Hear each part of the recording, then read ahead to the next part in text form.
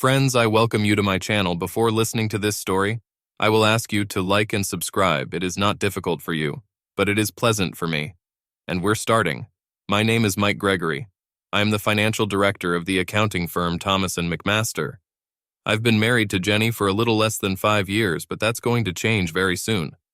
After graduating from high school, I enlisted in the Marine Corps and was appointed a distribution clerk. I was one of those guys who made sure our Marines were paid. By no means was this job glamorous or filled with thrills, but I loved working with numbers. Liars can calculate, but numbers don't lie, and I liked that part of my job. After the end of my stay in the Corps, I joined the Reserve and received a bachelor's degree in accounting. I started my education while serving, so it took me only 3 years to graduate and meet the state requirements for obtaining a CPA license. I met Jenny in my senior year of college. She worked to become a paralegal and hoped to become a lawyer one day. We met, dated, and got married in September after graduating from college. I started working at Thomas & McMaster, and she went to work at the law firm Johnson & Partners, which specialized in family law. For the first 4 years, everything was great, or so it seemed to me. Jenny knew that I would be absent from reserve training 1 weekend a month and 2 weeks a year, and she was fine with that. Fortunately, I was never sent abroad after I became a reservist, but I knew that this could happen. Our life together at that time was amazing. We rented a nice apartment and were thinking about buying a house and starting our family. After the 4th anniversary of our marriage, everything went wrong. Jenny started walking on Fridays after work, ostensibly with the girls to let off steam. I didn't pay much attention to it and didn't complain, because sometimes I went to play golf with the guys from the office. At first, she was always home by 7:30 or 8 p.m., and we spent the rest of the evening making love. However, as time passed, she began to return home later and later. One day, she didn't even return home until 7 a.m. the next day, claiming that she had spent the night with one of her friends instead of risking driving home drunk. A call to a friend's house confirmed this, and we went to the bar to pick up her car. Of course, a friend could have lied to cover for her, but I had no real proof of that. I was pretty angry and told Jenny to call me if it happened again and I'd pick her up and take her home. "Yes, whatever you say," she said, waving her hand. It was the beginning of the end for us.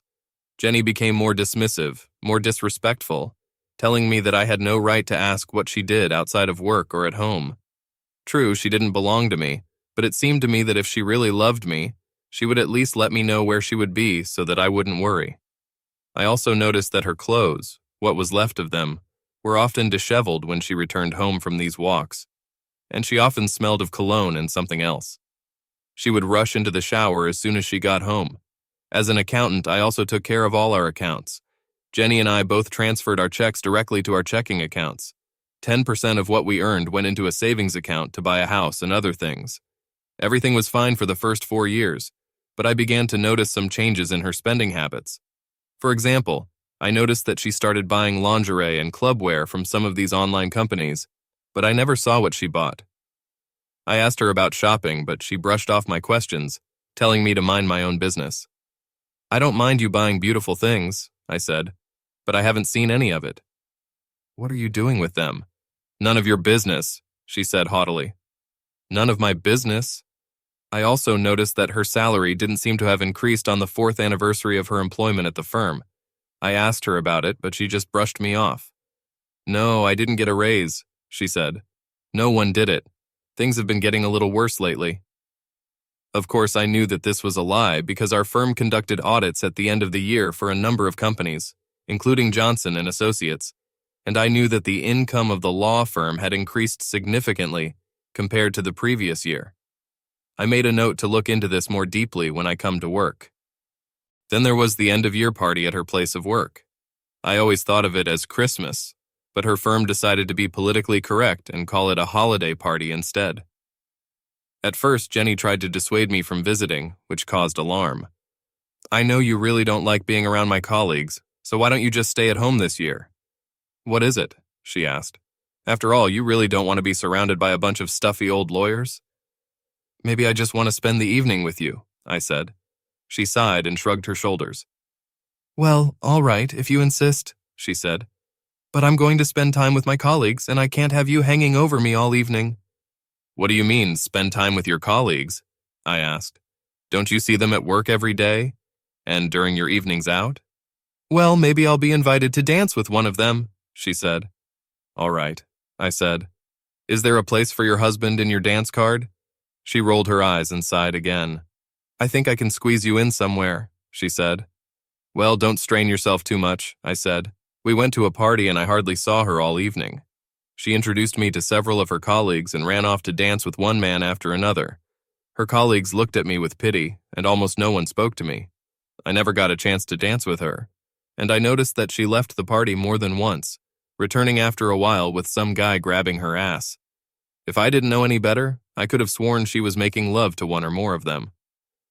Okay, I'm ready to go, she finally said, slurring the words. She was obviously drunk, and her clothes and makeup looked disheveled. I grunted and headed for the car. She followed me and tried to kiss me when she came inside, but I pushed her away, noticing something unpleasant in her breathing. What's the matter? What is it? She asked. Your breath stinks, I said. What have you been drinking? She giggled. Don't you wish you didn't know? What is it? She asked. I couldn't help but notice that you didn't even bother to ask your husband to dance, but you spent the whole night with everyone else, I said. Yes, so what? What is it? She asked, starting to worry. I also noticed that you weren't around a lot, I said. Where did you go? She laughed. It's none of your business, she said. Nothing more was said the rest of the way home. Jenny tried to correct her behavior during the rest of the holiday, but I could tell that everything was not the same as before. After the holiday season, Jenny became a bitch again. Our bedtime has been reduced from a few times a week to maybe once a week at best. Her time spent with the girls has increased, and her attitude towards me has only gotten worse. A couple of weeks after the holiday party, I spoke with George Wilson, the accountant who led Johnson's annual review, and learned that all employees of the firm had been paid huge bonuses and significantly increased salaries. Jenny, for example, received a 30% raise to her salary and a $10,000 bonus. But not a single dollar of that money was credited to our account. What was she doing with them? I thought about asking her, but changed my mind. Given her attitude, I decided that she would only lie about it and use my request as an excuse to start an argument. So I asked George if he could dig into it a little bit and call me back. He assured me that he would do so, and asked me to give him a couple of days. 2 days later, everything went to hell. George came into my office and showed me some of what he had found. The records we received from their firm indicated that Jenny had automatically transferred her raise to an account she had opened at another bank. I thought about it, but realized that she was apparently planning to leave me. He also told me that they had found some irregularities in the company's books that could cause some problems. I wrote down this report and thanked George for studying it. That day my phone rang, informing me that I had received an email in my personal account. The theme read, "What is your wife doing behind your back?" When I opened it, I saw the attached video. This video ended my marriage. I recognized the players as soon as I opened the video. One of them was Jenny, and she was completely naked and her legs were spread apart. It was bad enough to see my wife making love to another man, and no, it didn't excite me in the least. Their words chilled me to the bone and filled me with rage. I stopped the video, unable to watch anymore. I looked through the email to determine who sent it, hoping it was just a stupid joke. I sent a reply. Who are you and when did this happen? A few minutes later, I received a reply. I'm Tracy Williams, the wife of the guy in the video, and I know your wife. It happened yesterday. Do you want to meet? If so, give me a call. Of course I wanted to meet. I had a million questions. To begin with, how long has it been going on? This video explained quite a lot of what has been going on between us over the past few months. I wrote down her number and called her. Hello, a female voice said. Is that Mr. Gregory? Yes, I said. Please call me Mike. Is that Tracy? That's right, she said. I understand you've watched the video. Some of it, I said. I want to meet and find out what's going on. All right, she said. I'll meet you at the Starbucks around the corner from your office. In 20 minutes. I'll be there, I said, ending the conversation. I closed my workplace and headed for the exit, telling my secretary that I would be gone for a while. It took me 10 minutes to get to Starbucks, so I ordered a coffee and waited. A few minutes later, an attractive woman entered the cafe. She looked around and came over when she noticed me. I invited her to sit down and offered to buy her a cup of coffee after we introduced ourselves. After receiving her order, she took out a thick paper envelope from her large bag and handed it to me. "Everything you need to know is right here," she said. I looked inside. In addition to the photos, there was a report compiled by a private investigator and a flash drive. There are videos, additional photos, and a digital copy of the report on the flash drive. I'm sorry that you had to find out about their affair in this way. "How long has this been going on?" I asked, and my heart was breaking. "At least 4 months as far as I know," she said. "Maybe longer. I know that she met with several other employees of her firm. This is also in the report." "Just out of curiosity, why are you telling me all this?" I asked. "Because I'm going to give your wife's name in the divorce, and that's about you," she said. "Besides, I thought you should know. That is, if you haven't figured it out yet. I've been suspecting something for quite some time, but I didn't have any real evidence," I told her. "So what are you planning to do?" "I've already told John that if I ever catch him cheating, I'll divorce him," she said. "Like you, I've been suspecting for a while, but I didn't have any real evidence. I had already caught him once and threatened to divorce him, but he warned me that if I did, his firm would destroy me. You know about their reputation, right?" "I've heard Jenny talk about how they often destroy spouses they oppose," I said. To be honest, I was amazed by some of the things that Jenny told me about their firm. I was even more amazed by the fact that so far they had gotten away with what they were doing. "Victory is their motto," she said. "By any means necessary. So you're going to see it through this time," I said. She nodded her head. "Yes," she said.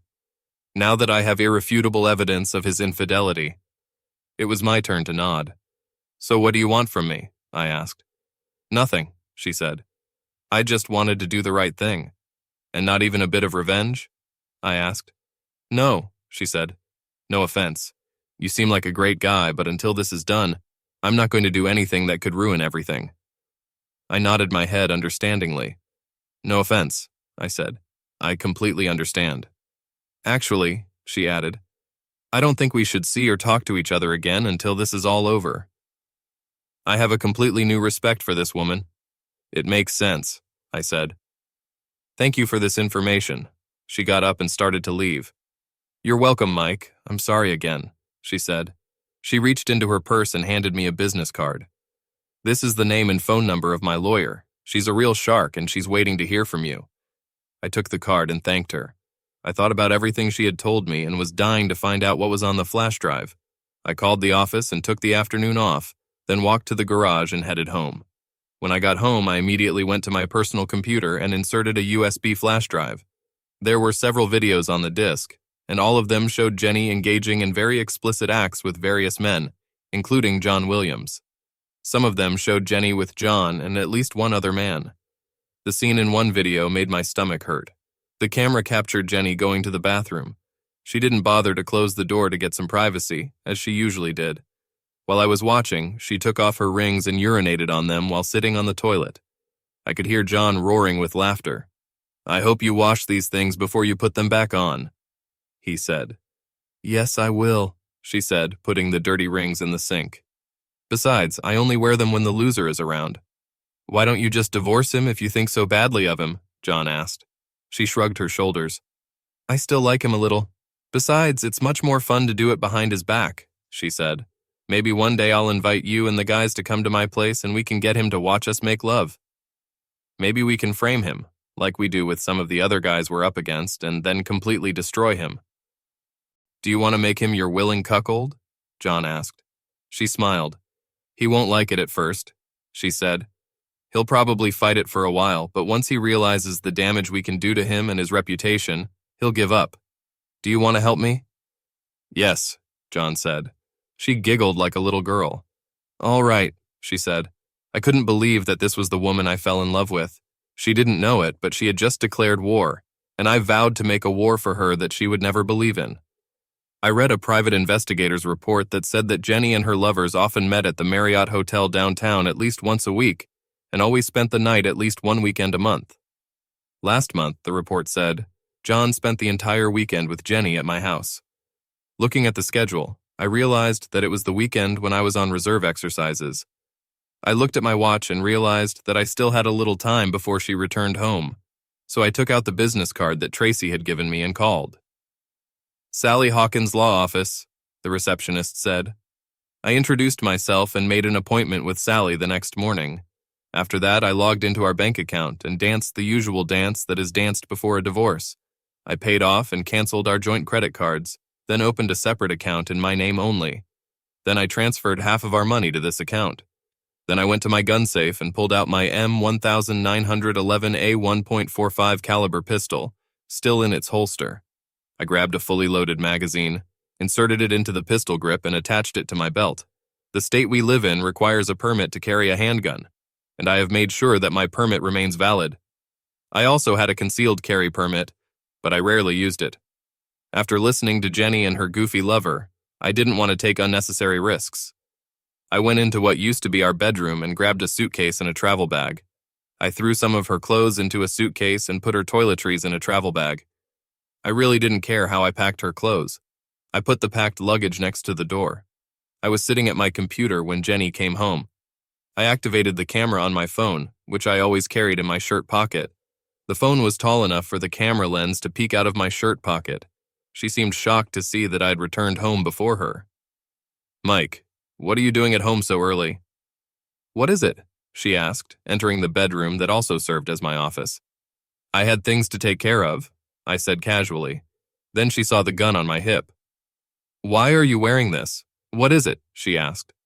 Self-defense, I said. By the way, I want to show you something. Oh? She asked. What? Come in, it will be very interesting for you, I said. She came in and stood next to me, looking at the computer. I pulled out one of the video files and played it for her. Her eyes widened. Well, she said, I think you got me. I think so, I said. I was a little surprised by her reaction. I hoped she would at least apologize or shed a tear, but she didn't. Anyway, she was more arrogant and condescending than usual. I guess now that you know, I don't have to hide anymore, she said. So I'll bring John home from time to time, and yes, he'll stay the night, in my bed. And yes, you will be watching. It's a pity, actually. I was hoping that we could hide this from you a little longer, but I don't see the need to wait. You're delusional, I said. I had never talked to her like this before, so she was naturally surprised and pulled herself together. Actually, you're going to pick up your trash and get the hell out right now. What, are you going to file for divorce? What is it? She asked. Because if you do, it will be the biggest mistake of your life. Really? I asked. Why? Are you and your friends going to make up the same shit about me as you've done with others? You have no idea what we're capable of, she said. By the time we're done with you, you could end up in jail as a wife-beater and child molester, and your career in the reserve will be ruined. You'd be amazed at what we can do with video editing software. That's it. Go ahead, asshole. So this is your plan? I asked. Are you forcing me to be your cuckold by making up lies that you know are lies? Why not? What is it? She asked. We do this all the time. I'm going to leave for now, but you think about it carefully. I'm giving you 48 hours to change your mind. Either agree to the program or you will be publicly ruined. Wait, I said, taking her hand. What? What is it? She asked. I tore off her rings and grabbed the keys from her purse. What are you doing? What is it? She asked when I took out the key to the house. I tossed her purse back to her. Get out, I said. I've already packed some of your stuff, now go. She looked at the luggage by the door, then back at me. Mike, don't do this, she said. Get out, I said. She took the luggage and left. I stopped the video on my phone and watched it to make sure I had captured the entire confrontation. I did it well. I would make sure that Sally sees it tomorrow. I sent the video to my email so that it would be on my computer. From there, it passed to her parents, her sister and my parents. I wanted them all to see what Jenny had become, and I didn't want her to make me look like the bad guy in all of this. I spent the rest of the night drinking beer and watching TV. After a few sleepless nights, I called work and took a couple of days off. I explained to my boss what was going on, and he completely understood me. Just take care of everything and come back as soon as you can, he said. Thanks, boss, I said, ending the conversation. After taking a shower, I got dressed and went to visit Sally, making sure I had everything I needed.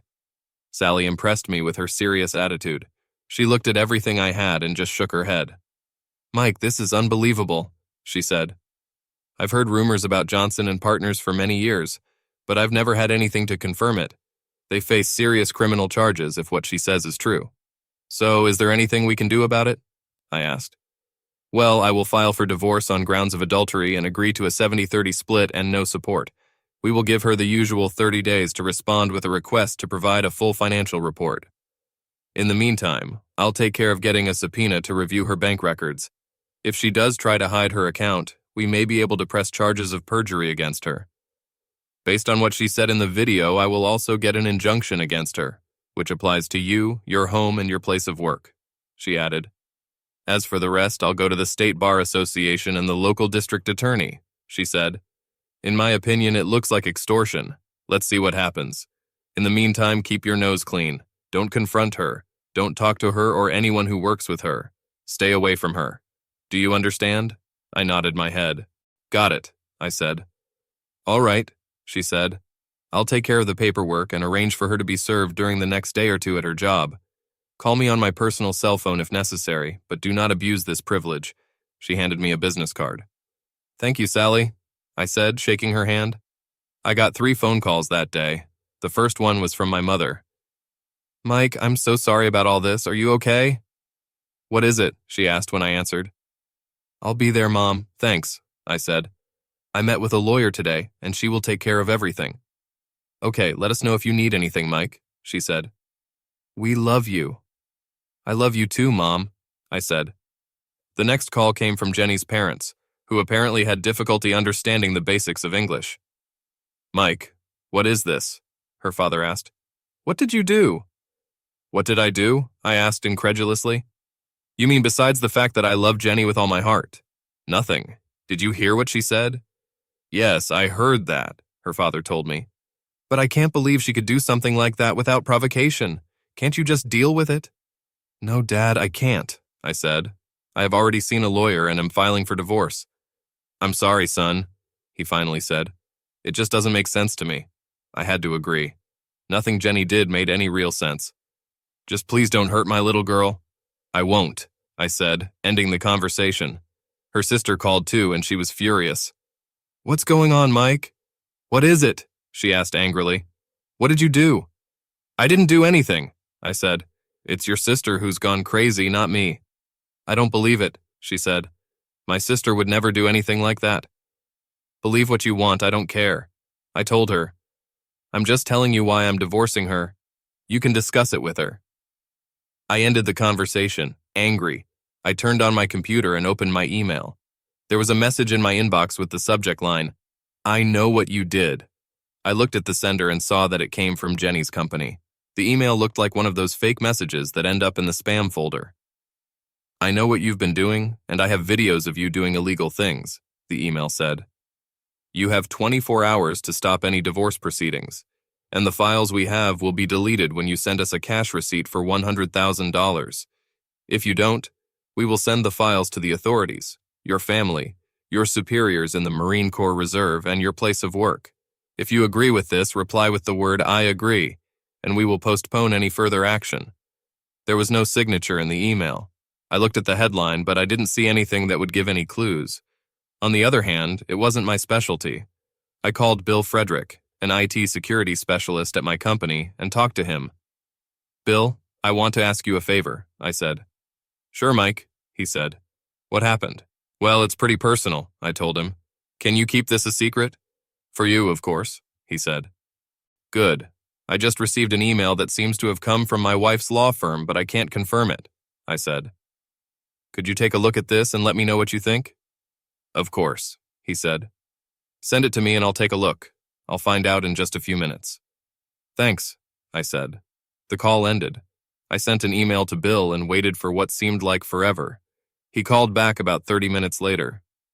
What did you find? I asked. Well, he said, it definitely came from the Johnson & Partners network. They didn't even bother to disguise it or run it through any proxies. Too arrogant. Can you confirm that? I asked. Absolutely, he said. I can even tell you who wrote it. Would you testify to that in court? I asked. Of course, if it comes to that, he said. Thank you. I owe you a lot, I said. I'll inform my lawyer. She might want to talk to you. No problem, he said. Give her my phone number. We ended the conversation and I immediately called Sally. She answered on the second ring. "Sally Hawkins," she said. "Sally, this is Mike Gregory. I just received an email that looks like blackmail," I said. I asked our IT security specialist to look into it, and he said it came from the Johnson & Partners network. "Really? What is it?" she asked. "Okay, now I'm working on your petition and getting a restraining order. Send me this email and the contact information of your IT specialist. We'll take care of it. Don't answer or do anything." "All right," I said. "Thanks." I ended the conversation, sent Sally what she asked for, and then opened a can of beer. I wonder what was going to happen next. I found out about it later that evening. It was about 9:30 when Tracy called me. "Mike, are you watching the news?" "What is it?" she asked. "No," I said. "Why did you ask?" "Turn on Channel 7 right now," she said. Channel 7 was a local news channel and I didn't watch it that often. I switched the channel. I repeat, Eyewitness News reports that 4 people were killed and 4 more seriously injured this evening when a gunman entered the Lamplighter Grill Bar and opened fire on a group of people with what police said was an AR-15 type weapon equipped with a folding butt, said the newsreader. According to eyewitness reports from the scene, the shooter was shot by another bar patron armed with a pistol. It is unknown what exactly caused the shooting, the announcer added. The scene changed and the reporter was talking to a man identified as a witness. "It was wild," the man said. "This guy entered the bar and went to the table where these people were gathered and then started shouting something about how they were ruining his life with their lies. He shouted something like, 'You're going to die. You destroyed me with your lies.' Then he pulled out that rifle and started shooting. He fired a whole bunch of bullets before another guy shot him in the back with a pistol. Everyone was running, trying to get out." The TV went back to the newsreader. "The names of the victims have not been released until the next of kin are notified. But the police say that all of them, apparently, work for the law firm Johnson & Partners. The shooter has been identified as Roger Spencer, a man who is said to have gone through a very nasty divorce, during which he was reportedly accused of child molestation. It is not known where he got the weapons used in the attack, but activists are already calling for additional gun control measures. Further in the Eyewitness News, the man was reunited with his dog. There was a knock on the door. "I have to go, Tracy. Someone just knocked on the door." "It's the same for me," she said. "Call me if you find out anything." "I'll do that," I said, ending the conversation. I put the phone away and, opening the door, saw 2 policemen. "Mr. Gregory?" one of the officers asked. "Yes," I said. "Do you know a Jenny Gregory?" he asked me. "Yes, I know. She's my wife, at least for now," I said. "I'm sorry to inform you, sir, but your wife was seriously injured in a mass shooting and taken to Mercy Hospital," the officer said. "How bad is she?" I asked. "I really don't know, sir," he said. "I advise you to talk to a doctor when you get there. I'm sorry again, sir." They tipped their hats and left. I wanted her to disappear from my life, but I didn't want her to die. I called Tracy back. She answered on the second ring, and I heard her crying. "Tracy, this is Mike," I said. "What happened?" "I've just been told that John, my husband, was shot in the Lamplighter," she said. "I'm sorry to hear that, Tracy," I said. "Jenny was shot too. I'm heading to the hospital to find out everything I can. Is there anything I can do for you?" Sniffling again. "No, but thanks for asking anyway," she said. "Please stay in touch and let me know what's going on." "I'll do that," I told her. We ended the conversation and I headed to the hospital. The place was swarming with police and reporters, and medical staff were running around trying to take care of patients. I finally found someone who could give me an answer. I was told that Jenny is still undergoing surgery, but I can stay in the waiting room and someone will come for me. Naturally, I had to fill out several sheets of information about Jenny, since she was still insured from work. She had her own insurance, so I decided that her treatment should be mostly covered. So I'm at the beginning of my story, wondering if I should just say, fuck it, and leave or not. I called Sally to tell her what had happened. She said she would wait to serve Jenny until she recovered from the surgery. I called Jenny's parents and sister to let them know what had happened. Naturally, they tried to blame me, but I told them that if I had done that, I probably would have been dead and not in the hospital. They came and sat across from me in the waiting room, looking at me like I was a pile of dog shit on the ground. I have already visited the cafeteria, swallowed a piece of chicken with mashed potatoes, drank several cups of bitter coffee, and sat here for several hours watching the news. I've dozed off more than once while watching TV. It was 5 o'clock in the morning when a very tired doctor came to my office. "Mr. Gregory?" he asked. I looked at him with tired, bloodshot eyes. "Yes?" I asked, rubbing my eyes to stay awake. Jenny's parents and sister came up to us. "Your wife is in critical condition now, but it seems that her condition is stable. We will find out more in the next 24 hours, he said. We extracted 3 bullets from her chest, and another bullet grazed her face and damaged her right eye. One lung was punctured and the other bullet hit her spine, but we are confident that she will survive. The next day or two is crucial." "Is she awake?" her father asked. The doctor shook his head. "No," he said. "She's still recovering from the anesthesia. Just so you know, it is quite possible that she will never be able to walk again and may never fully regain her vision in her right eye without additional surgery. I'm really sorry," he added before leaving. Her father looked at me. "So, are you still going to divorce her?" he asked. I thought for a moment before answering. Part of me thought about forgiving her, but what she did was still too cruel. "Yes," I said. They all looked at me in shock. "But I'll wait until her condition stabilizes." "How can you be so cruel?" her mother asked. "How could she be so cruel?" I asked. "Where is she staying? What will she do?" Jenny's mother asked. "If my guess is correct, it won't be a big problem," I said. "What do you mean?" her father asked. I didn't want to talk out of turn and didn't want to give too much away. "We'll see," I said. "I'm going home, but I'll be back." I left them standing there and went home, where I took a shower and fell into bed. The next day, news of the shooting spread across the country. Hundreds of men have come forward claiming that they too have been the target of extortion by a law firm for something they have never done. The stories were eerily similar. Each man received a threat to reveal some heinous act in which they had never participated, unless they paid large sums of money. As a result, many were ruined for life. State authorities intervened, arresting a number of the firm's lawyers, and the company was forced to cease operations.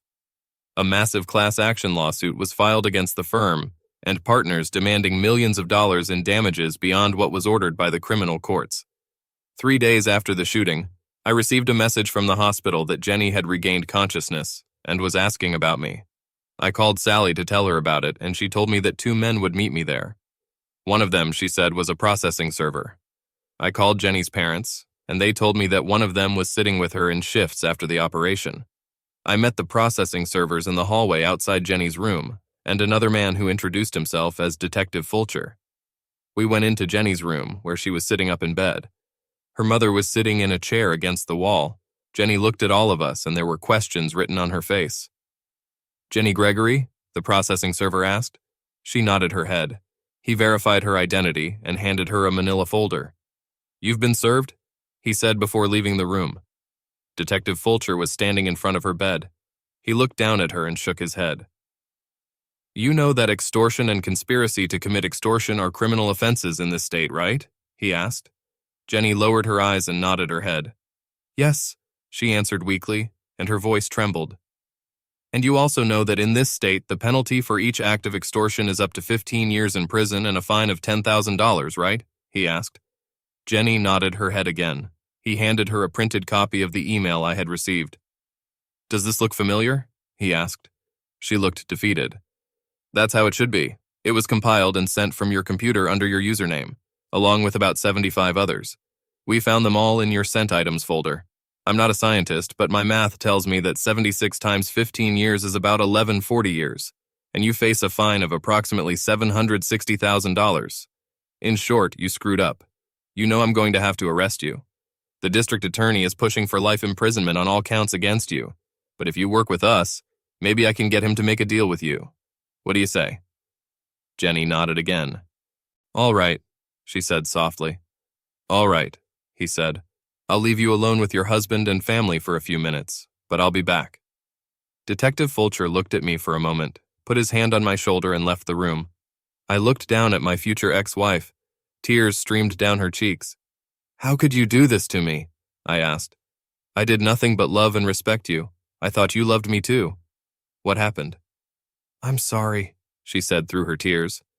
Her mother grabbed the email and read it. Her eyes widened in shock. "My God," she said, looking at her daughter. "Did you really write that?" With your own husband? Jenny cried even harder. How could you? I looked at her mother. How do you think Johnson and Partners has achieved such success? I asked her rhetorically. They did it with a whole group of guys who were looking for a quick income. That's why that guy went and shot them all. And I have a video of her admitting that they did it all the time. No wonder you want to divorce her, she said, looking at me. I don't blame you one bit. That's on top of her adultery, I said. There's no way I want her back. Never. I looked back at Jenny. You still haven't answered my question. She looked at me, defeated. I must have been consumed by excitement and power, she said. As for the letters, well, I was just doing what the lawyers wanted. I hated doing it. And I wasn't the only one. All the paralegals did the same. Please believe me. I shook my head. I was just following orders. I'm sorry, but that old excuse just doesn't fit. Actually, I said. Snide comments, disrespect, deception. No, you liked it. You enjoyed humiliating me. I saw the glee on your face when you told me you were doing this all the time. I saw how much you enjoyed humiliating me. Oh, by the way, he's dead. No, you just screwed up and it almost cost you your life. It probably cost you your marriage. I hope it was worth it for you. Can you forgive me? What is it? She asked. I shook my head. No, I said. Never. I'm just glad we didn't have kids. By the way, when you fill out this financial report, do not forget to specify your secret account. You know, the one you set up to hide the money from me. I don't want you to add perjury to your list of crimes. She looked at me with wide eyes. Do you know about this? What is it? She asked. I nodded my head. Of course, I said.